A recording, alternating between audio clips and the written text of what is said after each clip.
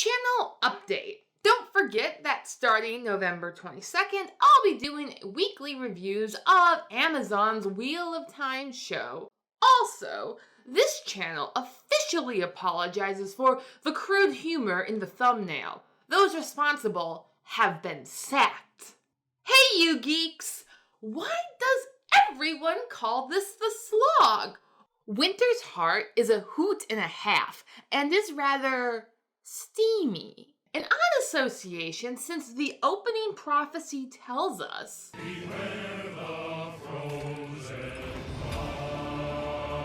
we used to get our prophecies slipped in at the beginning of each book, usually from Moraine. For a bit, Jordan would drop them at the ending, and now throwing subtlety to the wind, we just get them right up front. Consistently inconsistent. That's a good way to describe this series. Winter's Heart pays off so many promises while setting up so much more. I read it thrice, so it ranks just short of The Dragon Reborn. Just short because I had to resort to taking notes to figure out who and what the bad guys' plans were. Their subtlety is surely a sign of Jordan's genius, but a true master can make his or her genius easily understood by us poor plebeians. This is either madness or brilliance. It's remarkable how often those two traits coincide. Time will tell what the wheel has woven.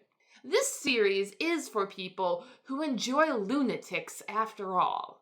With that, on to my spoilerific breakdown of characters, world-building, magic system, and plot. Perrin. Let's, like Jordan, get him out of the way first. His arc suffers from being 3 chapters of recap, followed by 2 chapters of action. And that's it. I suppose Elayne's little maneuver and Perrin's ultimate decision to abandon Rand's mission is dramatic in its own way. For me, Perrin's choice was a foregone conclusion at the end of the last book. Without Fail, Perrin is a sad lost puppy. Without a star to guide me, Mariah, blow my love to me. I need my girl beside me. Of course he would drop everything to go save her. Besides, Jordan, the wheel, didn't spin a massive twist to move the Shido into Altara, if not to have Perrin or Matt fight them. Since Perrin has now thoroughly scouted the group, I want to see him return that doll. With interest. Elayne. The planets did align. 'Twas I who the dragon. Ahem. Because of the high standards we on this show strive to adhere to, Those responsible for the sacking of those with crude humor have also been sacked. thank you. Unfortunately for Elayne, that was probably the most interesting part of her arc. There's something about her perspective in this book that makes even an assassination attempt tedious. Not to mention all the other riveting aspects of her story. Council meetings. Different council meetings. To top all that off, she just had to promote Mellar when no one thought it was a good idea. After the fact, it wasn't a bad idea based on her knowledge, using him to cover her liaison with Rand. She's showing some growth but getting outmaneuvered. These are good mid-series flaws for a character to have, but we still have a long way to go. Matt. He's back! And surprisingly not made Dako Vale, though for the majority of the book, he's not much better. This marks the true tipping point for Matt going from utter moron to use Red's term, crouching moron, hidden badass. Or at least the point I realized this. In this book, Matt is basically the Scarlet Pimpernel of Aes Sedai. I have a plan. Oh, you have applied. The only important difference is that Sir Percival Blakeney, Baronet, ends earning his wife's true love, while poor Matt earns himself a wife? Or a future wife? Whatever Tuon is, she's clearly not in love, though oddly cool with being kidnapped. It's funny, the elfin told Matt that he would die, and he's chill with that, unlike Rand. What grinds Matt's gears is that he has to marry a petite noblewoman. Though, from what I've seen of Seanchan Highbloods, this could be a fate worse than death. Rand. He got better at the whole emperor thing, appointing stewards and relying on those who have sworn to him. Sort of. For a man who spends whole books maneuvering around other people's eyes and ears, you'd think he learned to get some of his own, but that would require trust. Instead, he just runs around like a chicken with its head cut off, trying to kill Ashaman and avoid those he loves. Coal never bothered me anyway. He did gain a portion of wisdom, conceding to let Cadsuane advise him. Not that I like her, but he needed to trust someone, and of course he threw that out the window. Or should I say, the roof. I almost wonder why the Dark One even bothered fielding an opposition in this book. Rand is doing a swell job of destroying himself all on his own. Nynaeve. Her honeymoon is over, and it's back to reality. Oh, there goes gravity. Oh. A thoroughly humbling reality where she is no longer top dog at anything. Though she's still the best at telling Rand her unvarnished opinion, even if she's wrong. And that is why I'm growing to love her. Verin. What is up with Verin? I've been wondering this for a few books. With that technically not a compulsion weave, now she's crossed a line. What could a woman do to a man that is illegal in Far Manning? A place where women strap their husbands daily. Also, was she about to poison Cadsuane? The Aiel gave Verin basically iocane powder. It is odorless, tasteless, dissolves instantly in liquid, and is among the more deadly poisons known to man. And she seems willing to use it to surround Rand with Aes Sedai who want to serve him. Which I think is good. But Elsa Penfell, the Black Sister, is now also devoted to serving Rand. So really, what is up with Verin? Cadsuane has a bold strategy for teaching Rand how to laugh again.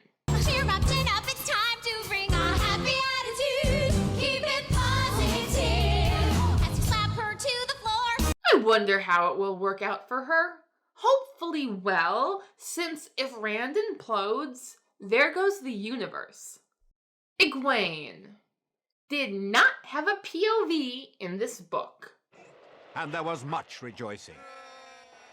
Sextant. I've alluded to this before, but really, Is it just me, or does this soccer game have more nudity than most? Jordan's plots have never been prudish, but we have a lot of naked characters in the first third of the book. There's the sisterhood ceremony, Fael, then Perrin, then Elayne, again and again.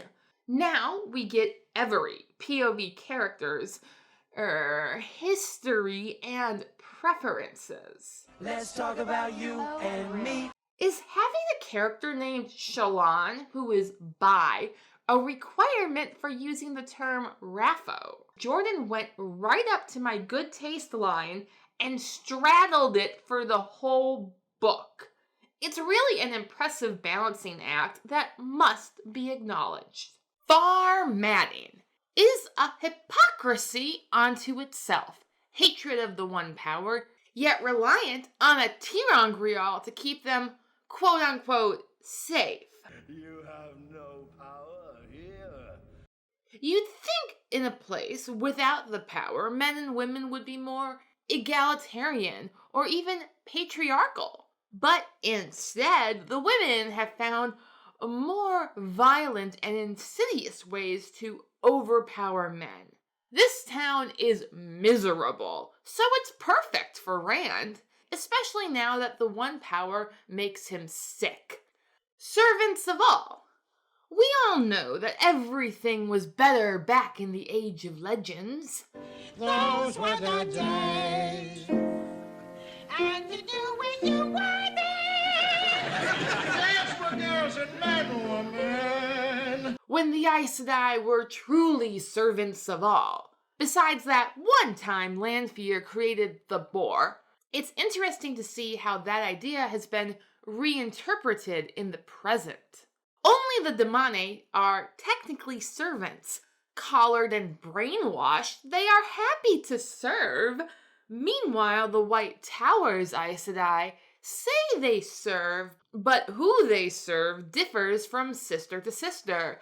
Usually, it's themselves. If anything, the kin might land closer to true Aes Sedai, unbound, yet quietly trying to make the world a better place. The kin also hold everyone who can channel to very high moral standards, and are often better Aes Sedai than those who obtained the shawl. Meanwhile, in Shara, if I remember correctly from Grendel's lecture all those books ago, the channelers have this Illuminati thing going on. Spurned by society, yet secretly in control. The Ashaman remain a wild card, training to fight at the last battle, but on which side remains to be seen.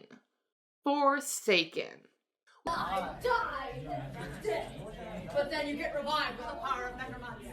We've had revived Foresaken running around for a few books under new names, and I think I've got them pegged mostly. The Dark One's power over the dead has been established since book 1, when, well, I guess that was Samael, who is now Moradin, brought back Kari Thor and tortured her before Rand's eyes. How is Kari's name not on Rand's list? A list which starts with Moraine, who might still be alive. Lanfear said she was held by the Aelfin, then presumably killed to come back as Sindane. However, even death cannot stop her from stalking Lews Therin. If a guy doesn't call me, I would like to preserve the right to call him at 15-minute intervals until he picks up. But, if he looks down and sees my numbers, he's gonna think I'm some kind of psycho or something. Which I'm not. Osengar just says he's the Shiva and implies he was Aegonor. So by process of elimination, that makes Halima the woman who can channel Saidin, but Thamal? Those two were the idiots who got killed off in the first book. The Shiva is still an idiot. He got roasted by the Black Aja. Arengar at least took out poor Eben and lives to give Egwene evil headaches.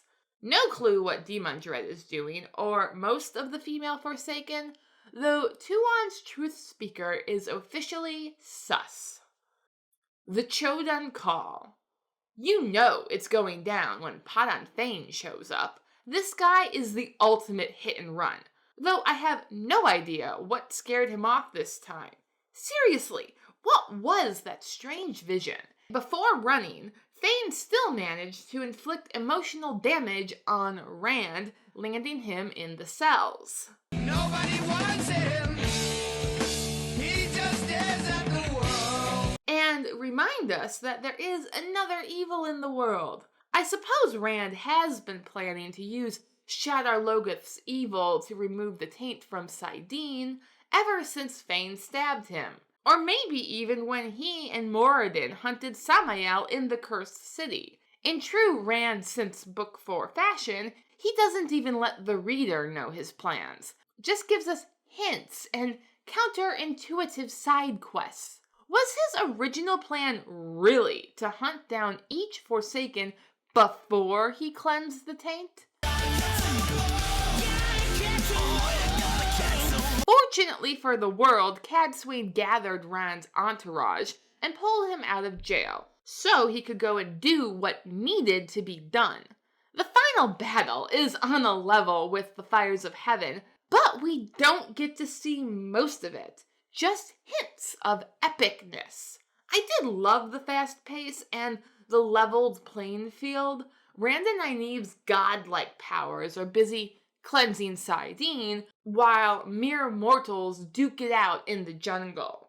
It's proper that Shadar Logoth is destroyed by a band of people working together despite their differences, and even more telling that they could stand against the disparate Foresaken.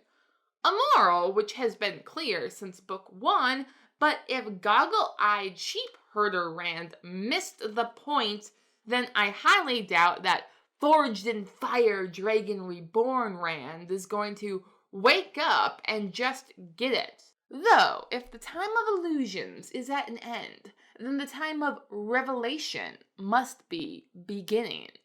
Thank you for watching. Please like, share, and subscribe if you would like to see more. Your patronage is greatly appreciated.